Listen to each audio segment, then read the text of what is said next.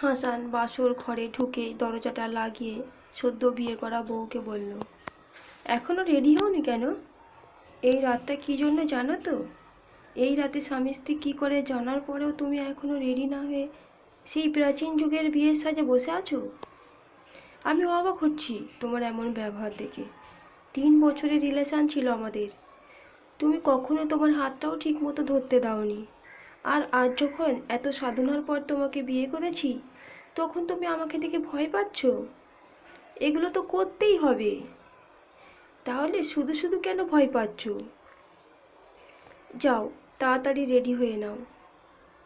আমার তোমাকে কাছে পাওয়ার এই মধুময় মুহূর্তটার জন্য আর 1 সেকেন্ডও অপেক্ষা করতে ইচ্ছে করছে না। হাসানের এমন অদ্ভুত ব্যবহার দেখে আদিপা ভয়ে বিছানা থেকে উঠে দাঁড়ায়।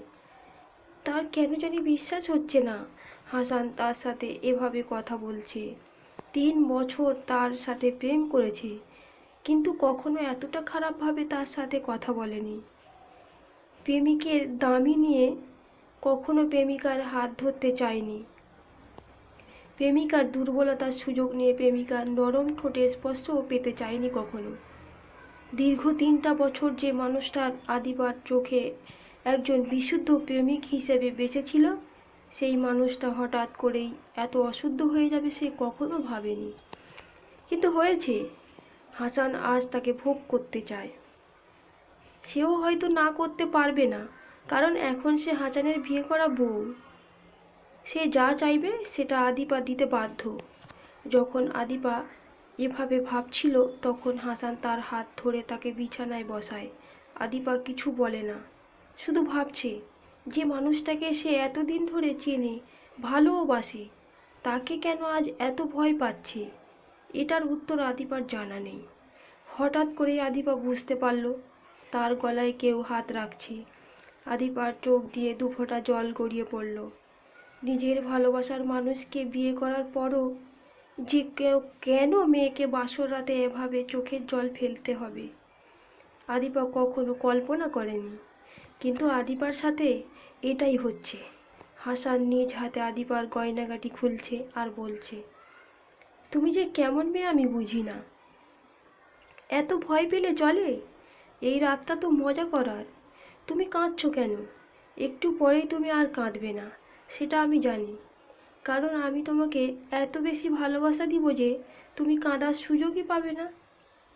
হাসান যখন আদিপার শরীর থেকে গয়নাগাটি খুলছিল, তখন আদিপার চোখ থেকে অঝরে বৃষ্টির মতো শ্রাবণধারা বেয়ে যাচ্ছিল। কিন্তু হাসানের এদিকে কোনো মনোযোগ নেই।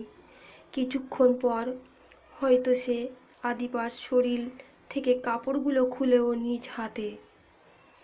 এটা মনে হতেই আদিপার ভিতরটা কেঁপে ওঠে, কিন্তু সে জানে তার কিছু করার নেই। সেই পরিস্থিতির শিকার, তাই চোখের পানি ফেলা ছাড়া তার আর কোনো কাজ নেই।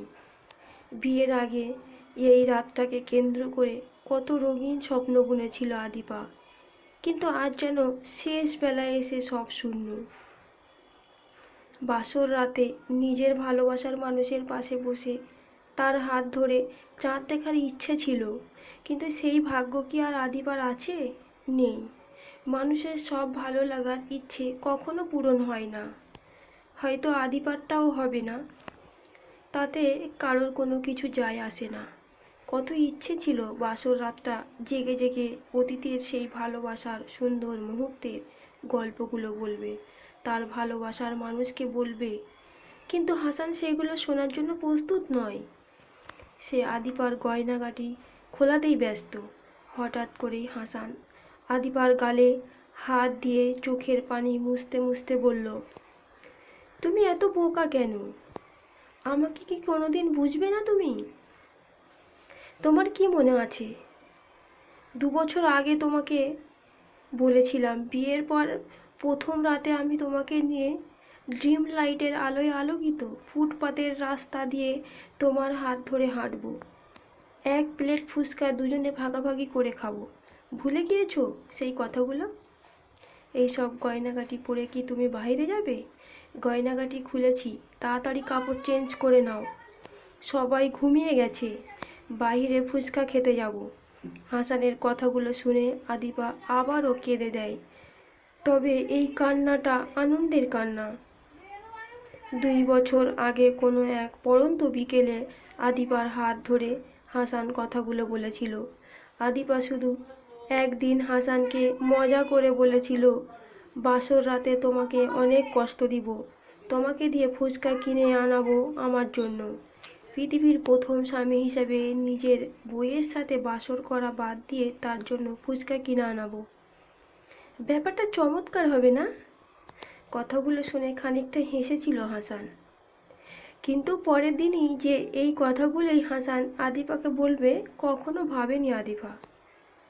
হাসানও ভাবেনি সে এরকম অদ্ভুত একটা কথা দিবে আদিপাকে। 2 বছর পর হলেও আজ আদিপাকে দেওয়া সেই কথাটা হাসান রাখবে। আদিপা কাপড় চেঞ্জ করে আসতেই হাসান আদিপার হাত ধরে ফেলে। অনুরোধী কণ্ঠে বলে, রাগ করেছো? মজাটা একটু বেশি হয়ে গেছে। আমি তোমাকে সারপ্রাইজ দিতে চেয়েছিলাম, কিন্তু বুঝতে পারিনি এমন হবে। আসলেই আমি অপদার্থ একজন মানুষ, নিজের বউকে সারপ্রাইজটাও ঠিক মতো দিতে পারি না। আমাকে ক্ষমা করেছো তো? হাসানের এমন বাচ্চার মতো পাগলামি দেখে আদিপা মনে মনে অনেক খুশি হয়। সে ভেবে পায় না পুলিশের একজন বড় অফিসার হয়েও হাসান কিভাবে এতটা সহজ সরলভাবে থাকে। হাসানের এই সাদাসিধে জীবনযাপনটাই আদিপাকে বারবার মুগ্ধ করে। আদিপা ভেবেছিল চাকরি পাওয়ার পর হাসান বদলে যাবে, আগের মতো আর তাকে ভালোবাসবে না। কিন্তু সে বদলায়নি, তার ভালোবাসাটা আরও তীব্র আকার ধারণ করেছে। আদিপা হেসে দিয়ে বলে, আচ্ছা যাও, ক্ষমা করে দিয়েছি। বাইরের আকাশটা আজ বড্ড সুন্দর, নিস্তব্ধতা বিরাজ করেছে চারিদিকে। হাসান আর আদিপা প্রথমবারের মতো একজন আরেকজনের হাত ধরে খুব ভালোবাসা নিয়ে জ্যোৎস্না রাতে হেঁটে চলেছে। হাসানের ইচ্ছে করছে দূরের আকাশের চাঁদটা আদিপাকে উপহার দিতে, কিন্তু হাসানের সেই ক্ষমতা নেই। থাকলে নিশ্চয়ই পৃথিবীটাকে অন্ধকার করে হলেও আদিপাকে চাঁদটা উপহার দিত। হাঁটতে হাঁটতে আদিপা এক সময় হাসানের কাঁধে মাথা রাখে। হাসান কিছু বলে না, শুধু আদিপার কোমরে হাত রেখে সামনের দিকে এগিয়ে যেতে থাকে। এভাবেই এক সময় তারা ফুচকার দোকানে গিয়ে থেমে পড়ে। 1 প্লেট ফুচকা নিয়ে হাসান, সে কখনো ফুচকা খায় না, এই জিনিসটা খেলেই কেন জানি তার সহ্য হয় না। পেটে যত যাই কিছুই থাকুক না কেন, যদি সে ফুচকা খায় তাহলে তার পেটটা হালকা হয়ে যাবে। তাকে বাথরুম নামক ছোট্ট ঘরটার ভিতর দৌড়দৌড়ি করতে হবে। কিন্তু আজ সে খাবে। মাঝে মাঝে প্রিয় মানুষের হাসি মুখটা দেখার জন্য নিজের একটু ক্ষতি করাই যায়। হাসানকে নিজে হাতে ফুচকা খাইয়ে দিচ্ছে আদিপা। হাসানের বড় ভালো লাগছে, এমন মায়াবিনী একটা মেয়ে তাকে খুব ভালোবেসে আদর করে খাইয়ে দিচ্ছে। হাসানের চোখে জল চলে এসে যায়। রুমে এসে আদিপা বিছানায় গা এলিয়ে দিয়ে এই মধুময় রাতটার কথা ভাবতে থাকে। ভালোবাসার মাঝে যে এত সুখ নিহিত আছে সেটা সে 3 বছর হাসানের সাথে প্রেম করার পরও কখনো উপলব্ধি করতে পারেনি। কিন্তু আজ একটা রাতে, একটা মুহূর্তের ব্যবধানেই সে বুঝে গিয়েছে বিশুদ্ধ ভালোবাসার মাঝে কতটা সুখ বিরাজ করে। আদিপা সুন্দর একটা স্বপ্নের অপেক্ষায় চোখ বুজে ফেলে। চোখ খোলে সকাল 10টায়। পরের দিন হাসান অফিসে যাওয়ার সময় পরেই আদিপার মাথাটা চক্কর দিয়ে ওঠে। হঠাৎ করেই তার বমি বমি ভাব হয় এবং এক গাদা বমি করে ফেলে। সে বুঝতে পারে তার ভিতরে নতুন একটা সত্তার জন্ম হতে চলেছে। সে প্রেগনেন্ট, কিন্তু আদিপা বুঝতে পারল না এটা কিভাবে সম্ভব, কিভাবে তার সাথে এমন হলো। সে তো এমন কিছু করেনি কখনো যে কারণে প্রেগনেন্ট হতে পারে। বিয়ের আগে যদি সে জানতে পারতো তাহলে হয়তো হাসানকে সব বলতো। কিন্তু এখন কি হাসান তার কথা বিশ্বাস করবে? বিশ্বাস করবে কি একটা মেয়ে নিজের অজান্তেই প্রেগনেন্ট হয়েছে? কত স্বপ্ন দেখেছিল আদিপা, তার ভবিষ্যৎ বিবাহিত জীবন নিয়ে, কিন্তু সব যেন শেষ হয়ে চলেছে। আদিবা কিছু ভাবতে পারছে না। তার চোখ দিয়ে অনবরত পানি পড়ছে। তার মরে যেতে ইচ্ছে করছে। সে হাসানকে কখনো ঠকাতে চায় না। আদিবার মাথা ব্যথাটা শুরু হয়েছে সেই সকাল থেকে। এখনো কমার কোনো লক্ষণই দেখা যাচ্ছে না। তার মস্তিষ্কের নিউরনগুলোতে শুধু এই একটা কথা বারবার ঘুরপাক খাচ্ছে, সে প্রেগনেন্ট হলো কিভাবে? কোনো নারী তো কোনো পুরুষের সংস্পর্শ ছাড়া কখনো প্রেগনেন্ট হতে পারে না। তাহলে সে কি করে হলো? সেটা তো কখনো কোনো পুরুষের সংস্পর্শে যায়নি। নিজের ভালোবাসার মানুষটাকেই সবসময় দূরে রেখেছে। আদিবা কিছু ভাবতে পারছে না।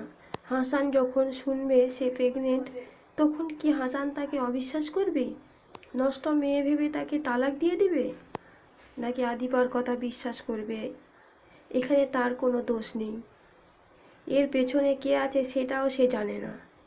এমন শত শত প্রশ্ন আদিবার মস্তিষ্কে বাধা বেঁধেছে প্রতিনিয়ত, যে প্রশ্নের উত্তরগুলো আদিবারও জানা নেই। হাসান একগুচ্ছ গোলাপ হাতে দরজার সামনে দাঁড়িয়ে আছে। জীবনে প্রথম কারোর জন্য সে ফুল হাতে দাঁড়িয়ে আছে। এর আগে কতবার আদিবার সাথে দেখা করতে গিয়েছে সে, হিসাব হাসানের কাছে নেই।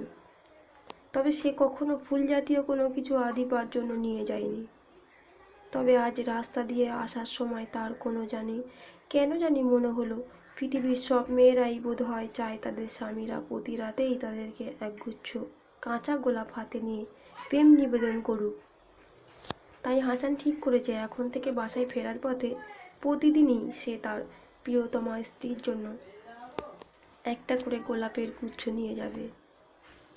গোলাপের গুচ্ছটা হাতে দিয়ে প্রতি রাতে ঘুমানোর আগে একবার হলেও সে তার ভালোবাসার মানুষটাকে বলতে চায় নিজের জীবনের থেকেও তাকে সে অনেক বেশি ভালোবাসে। হাসান কলিং বেলে চাপ দিতেই আদিপার ভিতরটা কেঁপে ওঠে। তার মনে হচ্ছে হাসান সব জেনে গেছে। দরজা খোলা মাত্রই হাসান তার গালে কষে একটা চড় বসিয়ে দিবে, কিন্তু না, এমন কিছু হলো না। দরজা খোলার পরেই হাসান আদিবাকে এক ধাক্কায় বিছানায় ফেলে দিল। তারপর আদিবার উপর ভর করে শুয়ে পড়ল। গোলাপের গুচ্ছটা বের করে বলল, প্রিয়তমা, এটা তোমার জন্য। জানো, তোমাকে ছাড়া আমার পৃথিবীটা সব সময় কেমন যেন শূন্য শূন্য লাগে। অফিস করতেও আমার ভালো লাগে না। সব সময় শুধু তোমাকে কাছে পেতে মন চায়। ভাবছি চাকরি টাকরি ছেড়ে দিয়ে সব সময় তোমার আঁচলের নিচে শুয়ে থাকবো। তোমার মনের বিশুদ্ধ ভালোবাসাটা আমার চাই। হাসান ভেবেছিল তার কথাগুলো শুনে আদিবা খুশিতে তাকে জড়িয়ে ধরে আদর করবে, কিন্তু তেমন কিছু হলো না। হাসানের কথা শুনে আদিবা কাঁদছে। হাসান তার কাঁদার কারণটা বুঝতে পারল না। আদিবা ভাবছে এমন একটা মানুষকে সে কিভাবে ঠকাবে। সে মানুষটাকে তাকে এত বিশুদ্ধভাবে এত বিশ্বাস করে সেই মানুষটার কাছে সে এত বড় একটা সত্য লুকিয়ে রাখতে পারবে না। যা হওয়ার হবে, সে হাসানকে তার প্রেগনেন্ট হওয়ার কথাটা বলবে। তার কাছে কোনো কিছুই লুকোতে চায় না আদিবা। হাসান যখন আদিবাকে জিজ্ঞেস করল, কি হয়েছে তোমার? কেউ তোমাকে কিছু বলেছে, কিংবা আমার কোনো ব্যবহারে কষ্ট পেয়েছো? বলো আমাকে। আমি তোমার চোখের জল দেখতে চাই না। যে কোনো কিছুর মূল্যে আমি তোমার হাসি মুখটা দেখতে চাই। তোমার চাঁদ মুখের হাসিটার জন্যই এত কিছু। আর তুমি কিনা সবসময় মুখ গোমরা করে রাখো। তোমার কিসের এত দুঃখ বলো আমাকে? আদিবা যখন হাসানকে বলল, আমি প্রেগনেন্ট, বিশ্বাস করো কিভাবে হলো আমি কিছুই জানি না। আজ সকালেই বুঝতে পারলাম আমি। তখন হাসান কিছুটা দূরে সরে গিয়ে বলল, কি বলছো তুমি? মাথা ঠিক আছে তোমার? একটা মেয়ে প্রেগনেন্ট হবে আর সেই মেয়ে সেটা জানবে না? এটা কখনো হতে পারে না। সমস্যা নেই, তুমি আমাকে সব বলতে পারো। যাই হোক না কেন, আমি তোমাকে ছেড়ে দিব না, কারণ আমি তোমাকে নিজের মন থেকে ভালোবাসি। আর যাকে নিজের মন থেকে একবার ভালোবাসা যায় তাকে কখনো ছেড়ে দেওয়া যায় না। কাজেই সত্যটা নির্ভয়ে তুমি আমাকে বলতে পারো। হাসানের কথাগুলো শুনে আদিবার কান্নাটা আরও বেড়ে গেল। সে ভেবেছিল হাসান তার কথাটা বিশ্বাস করবে, তার অবস্থাটা বুঝবে, কিন্তু হাসানও তাকে খারাপ মেয়ে ভাবছে। কেন খারাপ কাজ না করেও নিজের ভালোবাসার মানুষের চোখে অপরাধী হয়ে বেঁচে থাকাটা হয়তো পৃথিবীর সবচেয়ে বাজেভাবে বেঁচে থাকা। কিন্তু আদিবা হাসানের চোখে নষ্ট মেয়ে হয়ে বেঁচে থাকতে চায় না। আদিবা কাঁদতে কাঁদতে যখন হাসানের বুকে গড়িয়ে পড়তে পড়তে বলল, বিশ্বাস করো, আমি এসবের কিছুই জানি না। আমাদের ভালোবাসার কসম, আমি কিছুই জানি না। অন্তত তুমি আমার কথাটা বিশ্বাস করো, না হলেও মরে আমি সুখ পাবো না। হাসান আদিবার চোখের দিকে তাকিয়ে বুঝতে পারল সে মিথ্যা বলছে না। মানুষের ঠোঁট মিথ্যা বললেও মানুষের চোখ কখনো মিথ্যা বলে না। আদিবার চোখ স্পষ্ট বলে দিচ্ছে সে যা বলছে তার বিন্দুমাত্র মিথ্যে না। হাসান কিছু বলল না, আদিবাকে শুধু বলল, চিন্তা করো না, সব ঠিক হয়ে যাবে। রাতে ঘুমানোর পর হঠাৎ করেই হাসানের ঘুম ভেঙে যায়। বিছানায় চোখ পড়তেই দেখে আদিবা নেই। হাসান কি করবে বুঝতে পারছে না। কোথায় যাবে আদিবা? এক দৌড়ে ছাদে চলে যায় হাসান। গিয়ে দেখে আদিবা ছাদের কিনারার দিকে ধীর গতিতে এগিয়ে যাচ্ছে। হাসান আদিবা বলে ডাক দিতেই আদিবা পেছনে ফিরে তাকায়। হাসান আর এক সেকেন্ড পরে হয়তো এলে হয়তো কাল সকালে আদিবার লাশটা রাস্তার একপাশে পড়ে থাকতো। আদিবার হাতটা ধরেই ছাদের কিনারা থেকে এক টানে ভিতরের দিকে নিয়ে আসে। হাসান আর রাগম্বিত কণ্ঠে বলে, কি করতে গিয়েছিলে তুমি? মৃত্যু কি সব? তুমি কোন অপরাধ তুমি কোনো অপরাধ করনি। তুমি কেন মরবে? তোমার সাথে যে এই জঘন্য কাজটা করেছে তাকে মরতে হবে। তোমার কিছুই হলে আমি কি নিয়ে বাঁচবো বলো? কালকেই হাসপাতালে গিয়ে বাচ্চাটা নষ্ট করে আসবো। এই কথা তুমি ভুলেও আর কাউকে বলবে না। কোনো কাকপক্ষীও যেন এই কথাটা জানতে না পারে। হাসানের কথা শুনে আদিবা হাসানের বুক মুখ লুকায়। আজ তার মনে হচ্ছে সে ভুলে কোনো মানুষকে ভালোবাসেনি। সে সঠিক মানুষকেই ভালোবেসেছে, যে মানুষটা খুব খারাপ সময়ও তার পাশে থাকবে। ভালো তো সবাইকেই বাসতে পারে, খারাপ সময় কয়জন মানুষ নিজের ভালোবাসার মানুষের পাশে থাকতে পারে? সেদিন রাতে হাসান আদিবাকে বুকে নিয়ে ঘুমিয়েছে। তার একটা ভুলের কারণে আজ আদিবা মরতে বসেছিল। সে যদি তাকে বুঝতো তাহলে আদিবা এমন কাজ করতে সাহস পেত না, কিন্তু সেটা সে করেনি। আদিবার কাছ থেকে কথাটা শোনার পর আদিবার দিকে তার নজর রাখা উচিত ছিল, কারণ এমন অবস্থায় মানুষ ডিপ্রেশনে পড়ে আত্মহত্যার পথ বেছে নেয়। কিন্তু হাসান আদিবার কথা ভুলে গিয়েছিল, সেই জন্য নিজের প্রতি খুব রাগ হচ্ছিল হাসানের। আর একটু হলেও বড় ধরনের একটা দুর্ঘটনা ঘটে যেত। সারা রাত হাসান ভাবল, মানুষ কিভাবে এতটা খারাপ হতে পারে? একটা মেয়ের অজান্তেই তার সাথে শারীরিক সম্পর্ক করতে পারে। হাসানের খুব রাগ হচ্ছে সেই মানুষটার উপর, যে মানুষটা আদিবার উপর এমন জঘন্য অন্যায় কাজ করেছে। পরের দিন হাসান আদিবার হাত ধরে বলল, যে নরপিশাচ এই জঘন্য কাজটা করেছে তাকে আমি পৃথিবীর সবচাইতে ভয়ঙ্কর মৃত্যু উপহার দেব। তবে এর জন্য তোমার সাহায্য দরকার। আমার মনে হয় তোমার আপন মানুষই তোমার এত বড় সর্বনাশ করেছে। বাহিরের কেউ একটা মেয়ের চোখে ফাঁকি দিয়ে তার অজান্তে তার সাথে কখনোই সেক্স করতে পারে না। লাস্ট এক বছরে তোমার সাথে এমন কিছু কি ঘটেছে যেটা থেকে তোমার একটু হলেও কাউকে সন্দেহ হয়? আদিবা তেমন কিছু মনে করতে পারে না। আচ্ছা, লাস্ট 1 বছরে তুমি তোমাদের বাড়ির বাদেও অন্য কোনো আত্মীয়ের বাড়ি গিয়ে সেখানে থেকেছো? হাসানের এরকম প্রশ্নের উত্তরে আদিপা বলল, হ্যাঁ, অনেকের বাসায় তো গিয়েছি, থেকেওছি অনেক দিন। কাদের কাদের বাসায় গিয়েছিলে বলো? আমার বড় খালার বাসায় গিয়েছিলাম, ওখানে প্রায় 1 সপ্তাহের মতো ছিলাম। রাতে কার সাথে ঘুমাতে? আমার খালাতো বোনের সাথে। তুমি যে রুমে ঘুমোতে তার আশেপাশের রুমে কে ঘুমাতো? আমাদের পাশের রুমে রবিন ভাইয়া ঘুমোতো। তুমি ঘুম থেকে কখন উঠতে? সকাল 10টা বেজে যেত। অনেক চেষ্টা করেও আগে ঘুম থেকে উঠতে পারতাম না। তোমার খালাতো বোনও কি 10টার আগে ঘুম থেকে উঠতো? না, উঠতো না। ও তো আরও পরে উঠতো। এমনও তো হতে পারে তোমাদের দুজনকে কেউ ঘুমের ওষুধ খাওয়াতো তোমাদের অজান্তেই, আর সেই জন্যই তোমরা এত বেলা করে ঘুম থেকে উঠতে। আর সেই সুযোগটা হয়তো কেউ কাজে লাগিয়েছে। কে এমন করবে? তোমার রবিন ভাইয়া? এটা জাস্ট অনুমানের, বেশি কিছু না।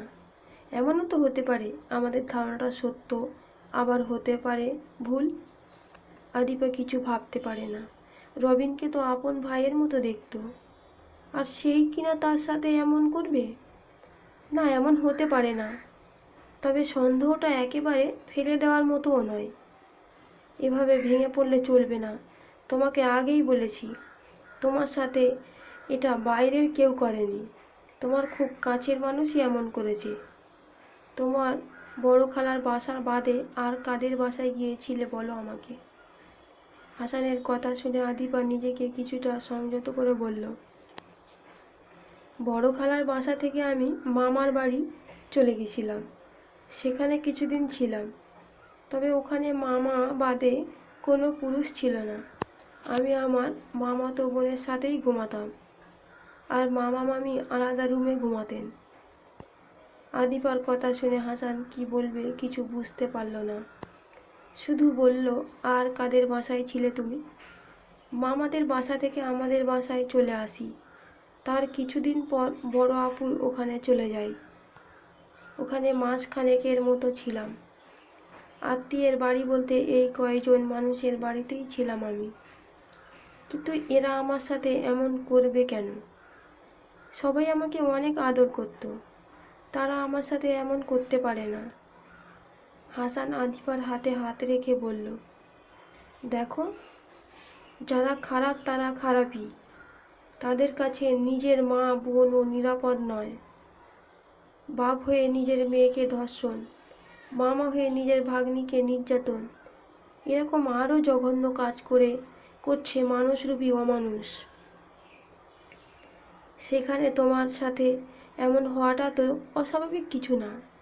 আমরা যাদের দেবতা ভেবে পুজো করি তারা তো দেবতা নাও হতে পারে। মানুষের বাহিরের ভালোটা দেখেই তাকে কখনো পুরোপুরি চেনা যায় না। জীবনে চলার পথে এরকম অনেক মানুষ পাবে যাদের বাইরের দিকটা গোলাপের মতো সুন্দর, কিন্তু ভিতরটাতে নোংরা আবর্জনায় ভরা। কাজেই খারাপ লাগলেও এটা তোমাকে মেনে নিতে হবে। তবে যে অমানুষ এই কাজটা করেছে তাকে আমি খুঁজে বের করব। নিজ হাতে তাকে কঠিন শাস্তি দিব। অফিসে বসে হাসান শুধু ভাবছে, ভেবেই যাচ্ছে, কিন্তু কোনো কুলও খুঁজে পাচ্ছে না যেটার সাহায্যে সে নরপিশাচটাকে পর্যন্ত পৌঁছতে পারবে। হাসানের সবচেয়ে বেশি সন্দেহ হচ্ছে আদিবার দুলাভাইকে নিয়ে। লোকটাকে দেখেই কেমন জানি সুবিধের মনে হয় না। বিয়ের দিন আদিবার দিকে কেমন করে যেন তাকিয়েছিল। হাসানের ইচ্ছে করছিল তাকে কিছু বলবে, কিন্তু মান সম্মানের কারণে বলতে পারেনি। আবার আদিবা বলেছে যে সে যখন তার আপুর বাসায় ছিল তখন তার আপুর সাথে ঘুমোতো, তার দুলাভাই আলাদা রুমে ঘুমোতো। তাহলে তার দুলাভাই তার সাথে কিভাবে এমন করবে? পুলিশ জিপ নিয়ে হাসান একটা কাজে যাচ্ছিল। হঠাৎ করে রাস্তায় একটা অবিশ্বাস্য দৃশ্য দেখতে পেল। আদিবার বড় বোন তানিয়া একটা ছেলের সাথে বাইকে চড়ে ঘুরে বেড়াচ্ছে। তাদের দেখে মনে হচ্ছে প্রেমিক প্রেমিকা। আশ্চর্যের বিষয়, এই ছেলেটা তানিয়ার স্বামী না। হাসানের মাথায় এই জিনিসটা ঢুকলো না। স্বামী থাকতে কেন সে অন্য একটা ছেলের সাথে এভাবে ঘুরবে বেড়াবে? কনস্টেবল আফজালকে দুজনের প্রতি কড়া নজর রাখতে বলল হাসান, আর ছেলেটাকে সময় সুযোগ বুঝে ধরে থানায় নিয়ে আসতে বলল। 2 দিন পর ছেলেটাকে যখন থানায় নিয়ে আসা হলো, তখন হাসান প্রথম যে কথাটা জিজ্ঞেস করলো, তোর সাথে তানিয়ার কি সম্পর্ক? মিথ্যা বলার চেষ্টা করবি না। স্বামী থাকতেও সে তোর সাথে কেন ঘুরে বেড়ায়? স্যার, আমাকে কি জন্য ধরে এনেছেন সেটা বলেন। এভাবে কারণ ছাড়া কাউকে ধরে আনতে পারেন না। তোর কাছে আমার আইন শিখতে হবে? তোকে যা বললাম সেগুলোর উত্তর দে। আমার হাতে সময় খুব কম। তানিয়ার সাথে আমার প্রেমের সম্পর্ক। যেখানে ওর স্বামীর কোনো সমস্যা নেই, ওর কোনো সমস্যা নেই, সেখানে আপনার কেন সমস্যা হচ্ছে? তুই কি করে বুঝলি ওর স্বামীর কোনো সমস্যা নেই? নিজের বউকে কেউ পরকিয়া করতে দিতে খুশিতে নেচে বেড়াবে বুঝি? আমি একদিন তানিয়ার বাসায় গিয়ে তার সাথে শারীরিক সম্পর্ক করার সময় তার হাজবেন্ড আমাদেরকে দেখে ফেলে। আমি সেদিন ওখান থেকে চলে আসলেও বুঝতে পারি তানিয়াকে হয়তো তার হাজবেন্ড রাখবে না। কিন্তু 1 সপ্তাহ পর তানিয়া নিজে আমার কাছে এসে বলে আর কোনো সমস্যা নেই, এখন থেকে তার স্বামীও আর কিছু বলবে না। আমি জানি না তানিয়া সেদিন কি করেছিল যার কারণে তার স্বামী আমাদেরকে অবৈধ সম্পর্কটা কোনো বাধা দেয় না। হাসানের আর কোনো কিছু বুঝতে বাকি রইল না। বাসায় এসে যখন আদিপাকে বলল, তোমার আপু আর দুলাভাই তোমার সাথে এই জঘন্য কাজটা করেছে। হাসানের কথাগুলো শুনে আদিপা মাথা চক্কর দিয়ে পড়ে যায়। চোখ খুলতেই দেখে বিছানায় শুয়ে আছে, তার পাশে বসে আছে হাসান। আচ্ছা, তুমি কি জানো আমি কত খারাপ মানুষ? আমি কতটা নরপিশাচ হতে পারি? কাল তোমাকে একটা জায়গায় নিয়ে যাব, তবে আমাকে কথা দিতে হবে তুমি যা দেখবে সেটা দেখে ভয় পেলেও তুমি সেটা দেখবে। আদিপা হাসানের কথায় কোনো আগাগোড়া খুঁজে পেল না, শুধু বলল, কি এমন দেখাবে যে ভয় পাবো? কাল দেখলেই বুঝবে। আদিপাকে নিয়ে হাসান একটা পরিত্যক্ত বাড়িতে এসেছে। এত শান্তশিষ্ট বাড়ি আদিপা আগে কখনো দেখেনি। কোনো সাড়া শব্দ নেই, জনমানব শূন্য একটা বাড়ি। ভিতরে ঢুকেই একটা রুমের দরজা খুলে ফেলে হাসান। দরজা খোলার পর আদিপা যে দৃশ্যটা দেখলো সেটা নিজের চোখেও বিশ্বাস করতে পারল না। আদিপার বোন তানিয়া আর তার স্বামী ফ্লোরে হাত পা বাঁধা অবস্থায় পড়ে আছে। আদিপার বুঝতে বাকি রইল না যে হাসানই এদের এভাবে বেঁধে রেখেছে। আদিপার দিকে তাকিয়ে হাসান বলল, তোমার আপুর নিজের প্রাক্তনের সাথে অবৈধ সম্পর্ক ছিল। তাদের ভালোবাসা এতটাই গভীর ছিল যে বিয়ের পরও তারা যোগাযোগ রেখেছিল। সেখান থেকেই তারা আস্তে আস্তে নোংরামিতে মেতে ওঠে। একদিন তোমার আপু তার বাসায় তার প্রাক্তন প্রেমিককে নিয়ে আসে। তার সাথে সব কিছু করেও কিন্তু তোমার দুলাভাই তোমার আপুর সব নোংরামি দেখে ফেলে এবং সেগুলো ভিডিও করে। সে তোমার আপুকে প্রতিনিয়ত ব্ল্যাকমেইল করতে থাকে। তোমার দুলাভাই তোমাকে বিছানায় পেতে চায়, আর এর জন্য তোমার আপুকে সাহায্য করতে হবে, না হলে তোমার দুলাভাই ভিডিওটা ভাইরাল করে দিবে এবং তাকে তালাক দিয়ে দিবে। তারপরেই যখন তুমি তোমার আপুর বাসায় গেলে, তখন থেকেই তোমার অজান্তে তোমার উপর তোমার দুলাভাই নির্যাতন করত। খাবারের সাথে তোমাকে ঘুমের ওষুধ খাওয়াতো আর রাতে তোমার সাথে। আর এই নিকৃষ্ট কাজটা করার পেছনে তোমার দুলাভাইকে সাহায্য করত তোমার নিজের বোন। হাসান যখন কথাগুলো বলল তখন আদিপার ইচ্ছে করছিল তার সামনে থাকা দুজন মানুষকে খুন করে ফেলতে। মানুষ এতটা খারাপ কিভাবে হতে পারে? নিজের বোনের সাথে এমনটা কেউ করতে পারে? নিজের সংসার টিকিয়ে রাখার জন্য কিনা নিজের বোনকেই ব্যবহার করলো। হাসান একটা চাকু হাতে তানিয়ার হাজবেন্ডের উপর বসেছে। তার শরীরের প্রতি ইঞ্চি পর পর চাকু দিয়ে আঘাত করছে। প্রতিনিয়ত এমনভাবে আঘাত করছে যাতে শুধু যন্ত্রণা পাবে, কিন্তু মরবে না, বেঁচে থাকবে। কিন্তু না, হাসান সহ্য করতে পারল না। তার সামনে থাকা লোকটার গালে চাকুটা ঢুকিয়ে দিয়ে গালের চামড়াটা ছিলানোর চেষ্টা করছে। ঠোঁট দুটো চাকু দিয়ে চাকা চাকা করছে। তানিয়ার স্বামী যন্ত্রণায় ছটফট করছে।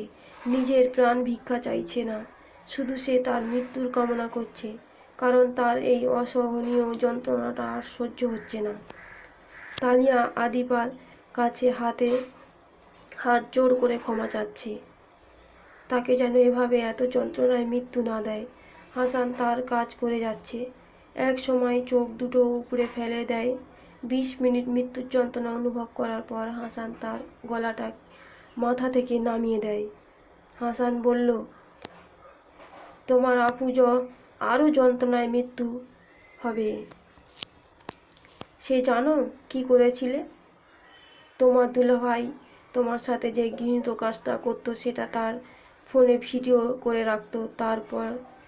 পরে তোমার আপু তার হাজবেন্ডকে ব্ল্যাকমেল করে তার প্রাক্তনের সাথে অবৈধ সম্পর্কটা কন্টিনিউ করে।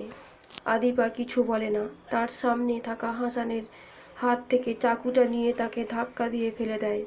ঝাঁপিয়ে পড়ে তানিয়ার উপর। হাতে থাকা চাকু দিয়ে তানিয়ার মুখের উপর একের পর এক এলোমেলো আঘাত করতে থাকে। তানিয়া অনেক আকুতি মিনতি করে বোনের কাছে, কিন্তু সেগুলো আদিপার কানে পৌঁছায় না। তানিয়ার মুখটা চাকুর আঘাতে ছিন্ন বিচ্ছিন্ন হয়ে যায়। তানিয়া শুধু চিৎকার করছে। আদিপার রাগ তখনও মেটেনি।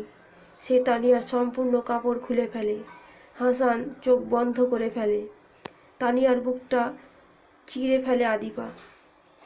চাকুটা বুকের ভিতর ঢুকিয়ে কলিজাটা বের করে আনার চেষ্টা করে, কিন্তু ততক্ষণে তানিয়া মরে গেছে।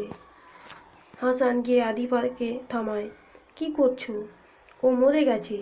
মৃত মানুষকে মারতে নেই।